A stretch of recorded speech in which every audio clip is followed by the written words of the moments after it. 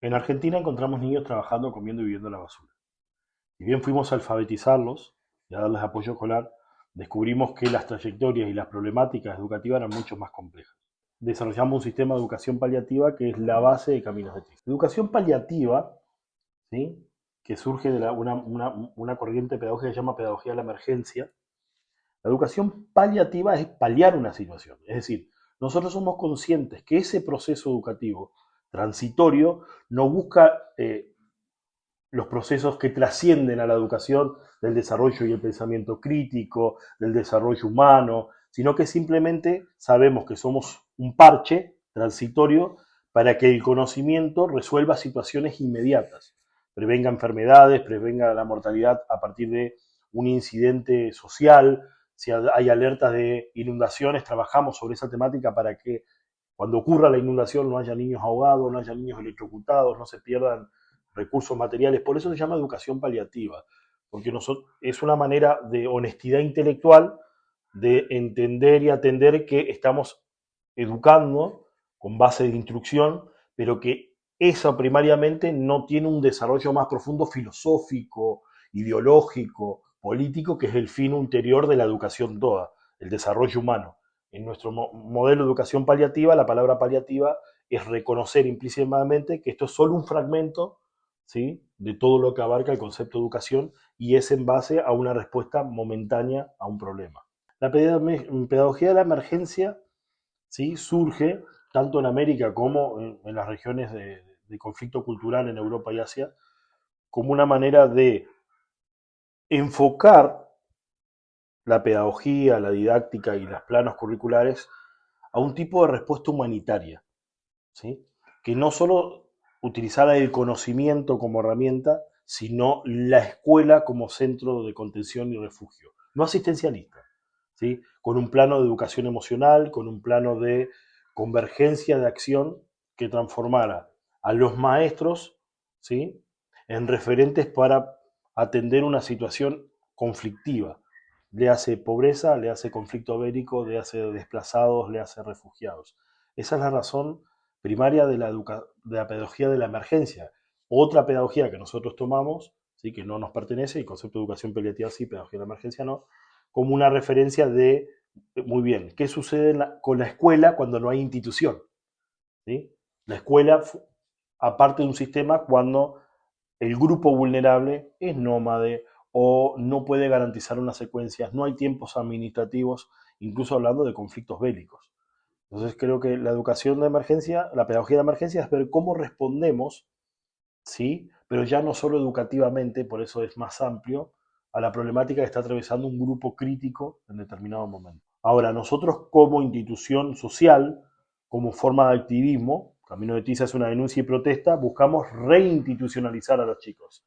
Es decir, que el Estado sea el garante de sus derechos y de sus secuencias, en lugares que no siempre llegan las aulas satélites o modalidades que sí existen como intercultural y bilingüe o rural, ¿sí?, o domiciliaria y hospitalaria, pero que no llegan a abarcar este tipo de población por las características. Pero no hay alguien que se encargue específicamente de procesos terapéuticos pedagógicos para niños con discapacidad que se desplazan. Es decir, generan comunidades a donde acudir, ¿sí?, pero no siempre tienen las características para ir en búsqueda de aquel que nos llega, ¿sí? La particularidad de nosotros es que es alternativa y complementaria a eso que ya existe. Es ir a buscar al chico que no llega cuando la prestación está.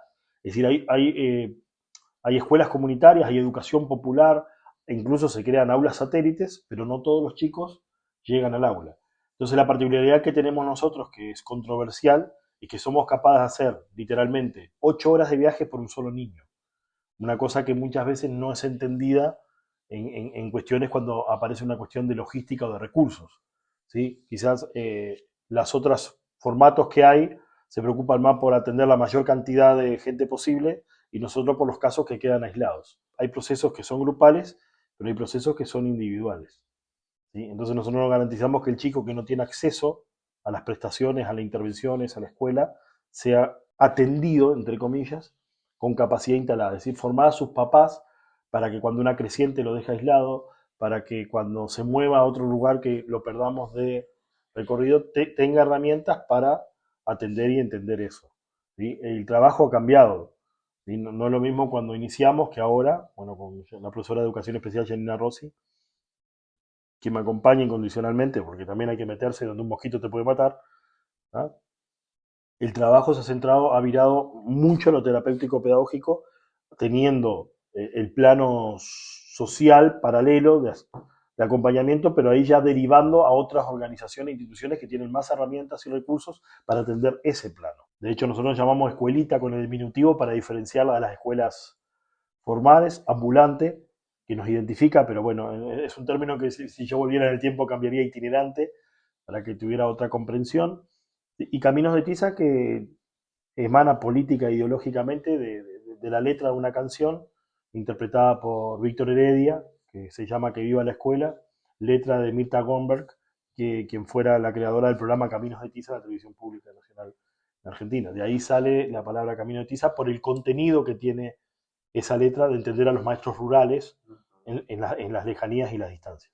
Caminos de Tiza, particularmente quien les habla como activista, lo mío es una forma de denuncia y protesta que intenta poner nombres, rostros, historias y lugares, generando que por ética, vergüenza, presión social o visibilidad, el Estado, que para mí entiendo en el Cono Sur es el garante de derechos, intervenga y tome cartas en el asunto. Si nosotros suplantamos al Estado, en realidad revictimizamos a las personas porque quedan dependientes de nosotros. ¿Sí? Nosotros entendemos que el Estado garantiza que sea una institución duradera en el tiempo, no basada en sujetos específicos, sino en sujetos en base a cargos permanentes, ¿sí? Que pueda garantizar una capacidad instalada que nos trascienda. Si nosotros nos centramos en que nosotros fuéramos quienes llevan adelante esto sin buscar la reinstitucionalización o que el Estado esté presente, no tenemos el síndrome del Salvador, ¿sí? Nosotros entendemos que esto es una forma de denuncia, visibilización y concientización sobre realidades para que el Estado, entendiendo el Estado, todas las personas, pero bueno, vamos a decir, el gobierno tome a través de las políticas públicas que están presupuestadas, que hay cargos y funciones asignadas, que hay esos, actúe de la manera más funcional. Ahora, nuestra crítica, claro, nuestra crítica es constructiva y propositiva. En vez de quejarnos que no hay una escuela, construimos la escuela y se la entregamos al Estado para que mande al maestro. En vez de decir no hay baños, nosotros generamos las redes para construir el baño y después pedir al Estado que lo sostenga, ¿sí? Para evitar los tiempos burocráticos, digo yo, y administrativos que muchas veces traen algunos procesos.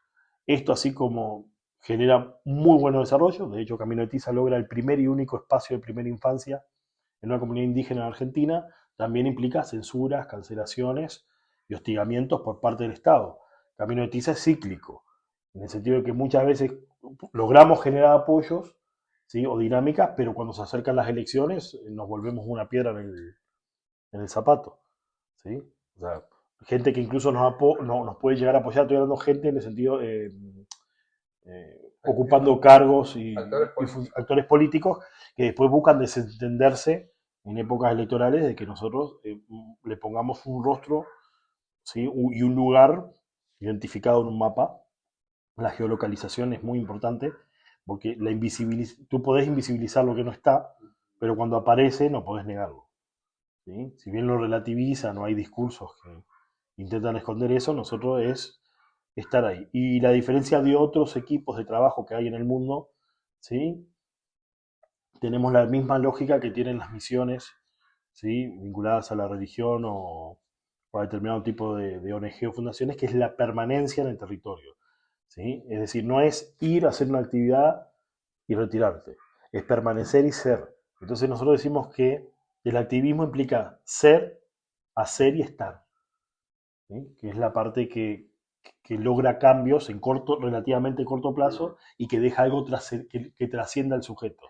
Porque muchas veces articulamos con grupos maravillosos que apuntan a la solidaridad, que movilizan un camión llevando donaciones, pero esa comida se acaba en una semana.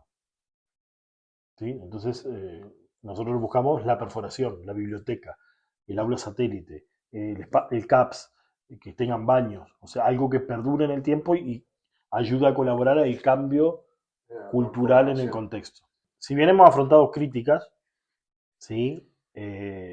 Buscamos la legitimación científica, académica, ¿sí? E incluso social, no lo voy a negar, de nuestro trabajo al exponernos sistemáticamente a evaluaciones internacionales. nuestra participación en determinados eventos, o no nuestra participación, la aceptación de que nos permita participar cuando, por ejemplo, nos nominan a un reconocimiento, permite que organismos internacionales vean y visen nuestras praxis, ¿sí? Entonces hay una legitimación profesional, técnica, cuando publicamos y generamos conocimiento que luego se pone en congresos, en simposios o se publica, ¿sí? Son comités científicos y académicos los que aprueban lo nuestro. Y la mejor manera de lograr evitar esto son dos. Una, la transparencia de las acciones. De hecho, utilizamos las redes sociales para mostrar qué tipo de intervención hacemos y su fundamento. De manera que cualquier profesional de los campos referidos puede hacernos acotaciones, aclaraciones, críticas, sugerencias, ¿sí? Transformando las redes sociales en un banco de recursos y en un banco de consulta. ¿Tá? Ahora, ¿cómo Un banco de evidencia. de evidencia? ¿Cómo actuamos también paralelamente en el sentido específico profesional? No somos todólogos. Entonces también tenemos profesionales importantes, odontopediatras, epidemiólogos, no sé, el doctor Rubén Omar Sosa, por ejemplo, ¿sí? Que nosotros ante dudas y eso elevamos la consulta a ellos, profesional. O sea, muchas de las cosas que quizás ustedes ven en las redes que nosotros aplicamos no son de nuestro campo de formación específica, pero están dirigidos, supervisados y, ¿sí?, prescriptos por profesionales del campo específico. Nosotros lo único que hacemos es ejecutarla en territorio con los cuidados y los protocolos de seguridad y higiene de no violentar ya el ejercicio profesional, ¿sí? Pero también nos ha pasado que ante algunas críticas, ¿sí?, se evita decir que nosotros hacemos, no sé, ejercicio ilegal de la medicina, ¿tá? Porque en realidad implicaría asumir que nosotros hemos elevado cartas, pedidos de atención y todo burocrática y no han mandado los profesionales pertinentes. Y una manera crítica de nuestra acción es qué profesional se animaría a decir que nosotros estamos haciendo algo ante un niño abandonado. O sea, tener que decir, no, prefiero que se muera a que venga un neuropsicólogo y lo toque. Bueno, hermano, si tú que te animás a decir, sostener eso públicamente y encima firmarlo, para nosotros estaría genial porque el escándalo nos daría prensa y situaría a los chicos. Muy bien, por ejemplo, tenemos dos reconocimientos muy importantes de la Organización de Estados Iberoamericanos, tanto el premio Bartolomé Meliá de Educación Intercultural Bilingüe como el doctor Gardulfo, que es de Educación y Derechos Humanos, donde comités de expertos han evaluado ya no solo nuestras praxis, sino la necesidad de hacer fundamentos. Esto se defiende con tesis. No es solamente la acción, sino el fundamento. Por ejemplo, los fundamentos lingüísticos y neurocientíficos para el trabajo y la detección temprana de marcadores de trastorno del lenguaje en lenguas originarias. Eso fue evaluado por la OEI, por expertos de la OEI, y ha sido reconocido y hasta el día de hoy es objeto de estudio, porque no hay campos profesionales desarrollados en la región, incluso en Paraguay, ¿sí?, que son anécdotas, que se encarguen de atender y entender la diversidad desde el punto de vista lingüístico. Sí, Paraguay, por ejemplo, cuenta con profesionales que hablan guaraní porque es su lengua, ¿sí?, pero no se han formado específicamente para atender la discriminación fonética, etc. Eso por un lado. Por el otro, la FIDAL, Ex Education, Espiral España, ILAM Israel, han hecho una investigación sobre la aplicación, replicabilidad y escalabilidad de nuestro trabajo, ¿sí?, buscando cómo nuestros diseños de accesibilidad cognitiva cognoscitiva, de psicoprofilaxis, ¿sí?, o nuestros diseños de recursos de juegos de piso y pared para trabajar con neurodivergencias en las aulas, tienen un impacto trazable, demostrable y con información basada en la evidencia. De hecho, el modelo Camino de Tiza, ¿sí?, ha sido en otros lugares, Perú, Ecuador, ¿sí?, tomados como referencia para terapias basadas en la evidencia, ¿no?, que más allá del fundamento puede ser sistematizado. Y nuestras prácticas están sistematizadas. Es decir, la participación en algunos eventos, congresos, eso nos obliga a revisar nuestras praxis, a revisarlas, a fundamentarlas y a someterlas a evaluaciones externas. Y nosotros consideramos que evaluaciones de organismos externos, compuestos por diferentes profesionales, de diferente trayectoria, diferente mundo, es mucho incluso más válido que solo el control del ejercicio profesional por parte de un colegio, muchas veces adscrito a una región que tiene intereses políticos, comerciales, económicos, etc. Por ahí acompañarle en este proceso de Camino de Tiza va más allá de solo del hecho de trabajar en pareja pedagógica, porque ahí si bien hay una referente de la parte de la mujer, digamos, donde las familias, las madres que suelen ser madres solteras, con hijos con discapacidad en contexto de vulnerabilidad se sienten acompañadas también. Bueno, hay una mujer que puede ver lo que veo yo y sentirse más cerca, digamos. Entonces, el rol, más allá de que trabajo desde los métodos anticonceptivos, ¿sí? Cómo cuidar cuando aparece la menarca, o cómo pasar. Muchas veces en las aldeas las niñas pasan de ser niñas a ser mujer, ¿sí? Si bien apuntan a eso, digamos, el rol que cumplo sería acompañamiento a una mujer